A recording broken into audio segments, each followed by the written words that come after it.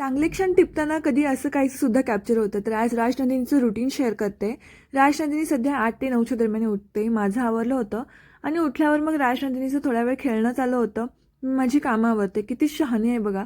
Orange तिला घेता येत नव्हतं म्हणून दुसऱ्या हाताने पकडते आणि नंतर राजनंदिनीचं टीथब्रश केलं मी. अजिबात कधी रडत नाही, दंगा घालत नाही. दात घासताना नेहमी खूप आनंदाने घासून घेते. त्यानंतर मी ओल्या कापडाने तिचे दात ते पुसून घेते. तिच्यासाठी पोहे, बटाटा आणि कॅरेटचे कटलेट्स बनवले होते आणि माझ्यासाठी आलू पराठा. मी खात होते, मग तिने सोबत आलू पराठासुद्धा खाल्ला. थोड्या वेळाने तिला ते कटलेट्स खाऊ घातले मी. मग पुन्हा थोड्या वेळ तिचं खेळणं होतं. तिला मी दुपारी अंघोळ घालते कारण सध्या खूप थंडी आहे. सकाळी अंघोळ घालणं होतच नाही आणि ती खूप रडायला लागते म्हणून मग दुपारचंच मी अंघोळ घालते तिला. ती 12च्या दरम्यान पुन्हा एक झोप घेते, जे की मी कॅप्चर करायचे विसरले होते. यानंतर मग तिला खाऊ घातले मी दूध आणि चपाती.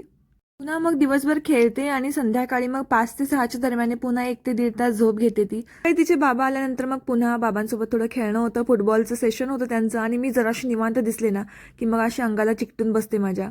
तिला मी 8च्या दरम्यान भात खाऊ घातलं आणि ती खेळत होती. खेळता खेळता तिचा तोल जाऊन पडली, थोडंसं रडली आणि पुन्हा मग खायला लागली. हा टीथब्रश केलं रात्री तिचं आणि दिवसभरात जवळजवळ 2 वेळा तरी जेवणाव्यतिरिक्त फ्रुट्स ती खाते. तर अशा प्रकारे तिचा दिवस निघून जातो अख्खा. रात्री 11 ते 11:30च्या दरम्यान ती झोपते. व्हिडिओ जर तुम्हाला आवडला तर नक्की लाईक शेअर करा, चॅनलला सबस्क्राईब सुद्धा करा.